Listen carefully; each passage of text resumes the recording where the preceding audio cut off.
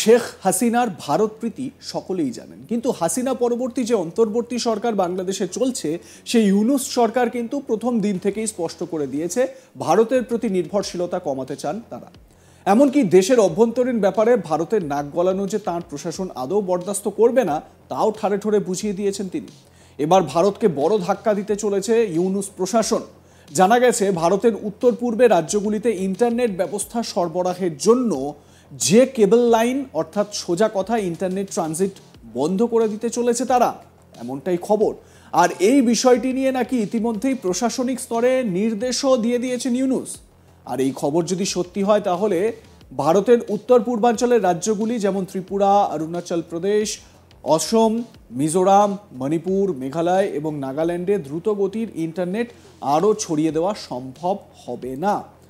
প্রসঙ্গত, ভারতের উত্তর পূর্বাঞ্চলের রাজ্যগুলি সেভেন সিস্টার্স বলে বেশি পরিচিত। এ বিষয়ে সাইবার এক্সপার্ট অভিষেক মিত্রর সঙ্গে কথা বলেছিলাম আমরা। কি বলছেন তিনি, শুনুন। ওভার দ্য ইন্টারনেটে যে মানে আপনার অ্যাক্সেসিবিলিটিটা, সেই অ্যাক্সেসিবিলিটিটার জন্য একটা আমাদের বাংলাদেশ এমন জিওগ্রাফিক্যালি এমনভাবে লোকেটেড আছে যেটা কিন্তু ঠিক নর্থ ইস্ট বা আমাদের ইস্টার্ন রিজনের সঙ্গে মেনল্যান্ড ইন্ডিয়া মাঝখানে, যেটার জন্য কিন্তু ডোকলাম ইস্যুগুলো প্রিভিয়াসলি হয়েছিল, যে চিকেন নেক এরিয়াটা, রাইট?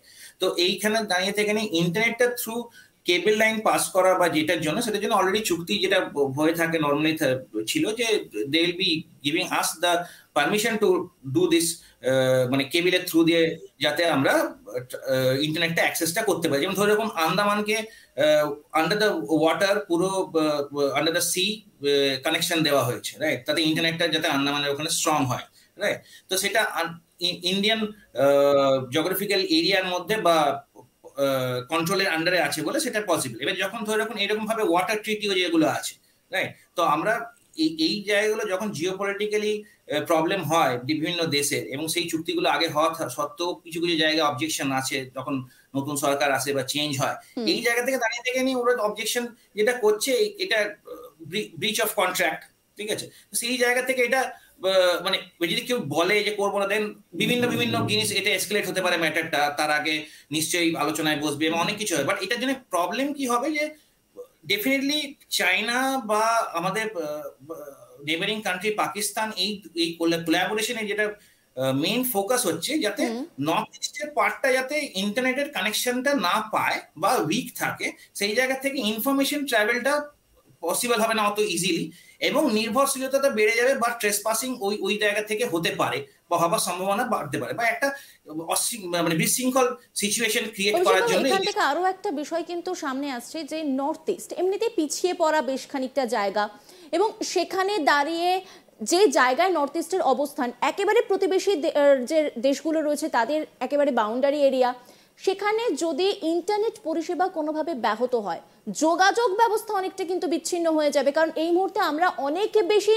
ইন্টারনেটের ওপর নির্ভরশীল, আমাদের দৈনন্দিন জীবনের সঙ্গে কিন্তু ইন্টারনেট একেবারে ওই ডাল ভাতের মতো মিশে গেছে।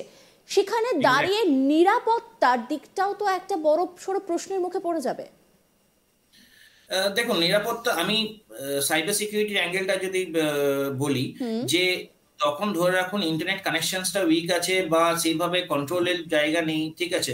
তো সেখানে ইন্টারনেট অ্যাক্সেসটা ধরে রাখুন, আমি যদি ওই এরিয়াতে থাকি বা আপনি যদি ওই এরিয়াতে থাকেন, আপনি দেখবেন অল্টারনেটিভ কি ইন্টারনেট অ্যাক্সেস পাওয়া যাচ্ছে কিনা, ঠিক আছে? এবার ডেফিনেটলি সেখানে জিওপলিটিক্যালি ওয়াইজ বা জ্যামার থাকে বা বিভিন্ন দেশের কানেকশনের টাওয়ার থাকলো, বাট সেগুলো কিভাবে স্টপ করা যায় থ্রু স্যাটেলাইটের কমিউনিকেশন গুলো স্টপ থাকে যাতে টেররিস্ট অ্যাক্টিভিটি না হয়। তো এবারে এই ইন্টারনেটটা একটা মেজর মানে ফাউন্ডেশন, যেখান থেকে দাঁড়িয়ে থেকে কিন্তু এই কমিউনিকেশন গুলো হয় বা এর উপরে নির্ভর করে কিন্তু প্রোগ্রেসটাও একটা স্টেটের জিওগ্রাফিক্যালি নির্ভর করে ডেফিনেটলি। তো সেইটাই কিন্তু মেইন টার্গেট, মানে চায়না পাকিস্তান একসাথে মিলে বাংলাদেশকে ইনফ্লুয়েন্স করা, এবং বিভিন্ন আরো কান্ট্রিজ থাকতে পারে, সেটা আমার কাছে আপনার কাছে কমন পার্সনের কাছে অতটা ইনফরমেশন নেই এই মোমেন্টে, but definitely Indian government will take care of this thing, ঠিক আছে? এবং সেইখানে আলোচনা হয়ে নি এই সিচুয়েশনসটা যাতে এসকেলেট না হয় সেটাই প্রবাবিলিটি দেখা হবে। বাট অল্টারনেটিভ ওয়েজও আরো আছে, যেমন ধরে যখন ইলন মাস্কের যে satellite through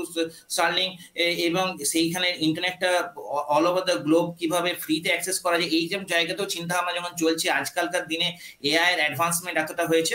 so not limited to the land ট্রানজিটেই হবে, আরো ডিফারেন্ট ওয়েজে আছে, বাট এই প্রবলেমগুলো এই জিওপলিটিক্যালি সিচুয়েশনের জন্য অ্যারাইজ হচ্ছে, বাট এগুলো আমার মনে হয় না খুব একটা বেশি এসকেলেট হবে এবং এটা রিজলভ হয়ে যাবে খুব তাড়াতাড়ি। সেক্ষেত্রে দাঁড়িয়ে যদি মানে বাংলাদেশের সঙ্গে যে চুক্তি সেখানে তো একেবারেই না বলা হয়েছে, ভারত সে জায়গায় বলছে যে ভারতের যে এই মুহূর্তে ব্যান্ডউইথ রয়েছে তাতে সমস্যা হবে না, যদি ভবিষ্যতে সমস্যা হয় সেখানে দাঁড়িয়ে নাকি অনেক আগে পরিকল্পনাও নাকি করা আছে, তাহলে সেই পরিকল্পনাটা কি করা আছে, মানে অন্য কোন বিকল্প রাস্তা ভেবে রেখেছে আগে থেকে ভারত? দেখো আমি যেটা বললাম ডিফারেন্ট ওয়েজ আছে, মানে এটা টেকনিক্যালি আমি সেভাবে বোঝাতে গেলে অনেকটা বড় বিষয়, ঠিক আছে, বাট ডিফারেন্ট ওয়েজ আছে। একটা আমি যদি ছোট করে একটু বলেন। হ্যাঁ, স্যাটেলাইট থ্রু আছে, ঠিক আছে, এবং সেখান থেকে দাঁড়িয়ে থেকে আরো বিভিন্ন ওয়েজ আছে, যেমন স্মল কমিউনিকেশন নেটওয়ার্ক, মানে যে জায়গাগুলোতে আছে সেখান থেকে রিলে যাতে করা যায় টেকনিক্যালি, ঠিক আছে, বাট ওই যে এরিয়াটা আন্ডার ইন্ডিয়ান গভর্নমেন্ট, মানে আমাদের জিওগ্রাফিক্যাল এরিয়ার মধ্যে পড়ছে, সেইখানে থ্রু দিয়ে কতটা কানেকশন পাস করানো যেতে পারে, ঠিক আছে, এই অল্টারনেটিভ ওয়েজ থাকে, বা ভায়া কি বলে আপনার সি ঘুরে নিয়ে জায়গাটা কভার করা, যাতে ল্যান্ডের জায়গাটা, বাট এটাতে হিউজ কস্ট ইনভলভড আছে আরো বেশি, মানে এটা যেটা সুবিধা হতো যদি যে ট্রিটিটা অনুযায়ী যদি কাজ হতো, বাট এইটা যখন অবজেকশন করা হচ্ছে বা অল্টারনেটিভ ওয়েজ আমাদের খুঁজে নিতে হবে, এটাতে আরো কস্টটা বাড়বে ইন্ডিয়ান গভর্নমেন্ট। সেইখানে দাঁড়িয়ে কি প্রধানমন্ত্রী মোদী প্রথম থেকেই যে কথা বলে এসেছেন ডিজিটাল ইন্ডিয়া, এবং তিনি ডিজিটাল ইন্ডিয়ার জন্য অনেক ধরনের পদক্ষেপ গ্রহণ করেছেন, নর্থ ইস্টে গিয়ে কি সেই ডিজিটাল ইন্ডিয়া কোথাও গিয়ে ধাক্কা খেতে চলেছে? দেখুন এখনই বলাটা ভুল হবে, ইন্ডিয়ান গভর্নমেন্ট যেভাবে প্রোগ্রেস করে বা যেভাবে ইন্ডিয়া এই মোমেন্টে দাঁড়িয়ে আছে, কোনো জায়গাটাকে যে স্টপ করে রাখা যেতে পারে জিওপলিটিক্যালি, এটা কিন্তু নয়, এবং বাকি নেবারিং নেশনসরা এটা জানে বলে এটা চেষ্টা করছে যাতে আমাদেরকে রেস্ট্রিক্ট করা যায়, বাট ইন্ডিয়ার যে ইউথ পপুলেশন আছে এবং যেভাবে এগিয়ে যাচ্ছে, আমি খুব পজিটিভ এবং অপটিমিস্টিক এই জায়গা থেকে, যে এই ব্যাঘাতগুলো খুব সাময়িক এবং এই ব্যাঘাতগুলোকে আমরা ইজিলি ওভারকাম করতে পারবো, অ্যান্ড ডেফিনেটলি ডিফারেন্ট ওয়েজে, মানে not only related to like আলোচনার থ্রু দিয়ে সলভ হবে, এবং তারা মিলিটারি অ্যাকশনস হতে পারে, বিভিন্ন জিনিস হতে পারে, মানে অপশনস ইন্ডিয়ার কাছে কিন্তু অনেক আছে, এবং সেই অপশনস গুলো wisely Indian government will be using. আমার মনে হয় না এটা বিরাট বড় এক্সক্লেশনের দিকে যাবে, এবং ডিজিটাল ইন্ডিয়া আজকে কমন পার্সন, আপনি আমি যখন ইউজ করছি UPI payment, right, we rely on over the internet, তো এটাতেই অনেকটাই দেখা যাচ্ছে যে মানুষ হিসেবে আমরা কোন পার্টি সাপোর্ট করি বা কোন গভর্নমেন্ট সাপোর্ট করি সেটা নয়, বাট আমাদের লাইফ কিন্তু অনেকটাই ইজি হয়েছে, এবং সেই লাইফ যখন ইজি হয় তখন কিন্তু প্রত্যেকটা জিওগ্রাফিক্যাল এরিয়ার মানুষই চাইবে যে সেই মেইন ফ্রেমের সঙ্গে। লাইক কমেন্ট শেয়ার করতে ভুলবেন না, দেখতে থাকুন আজ তাক বাংলা।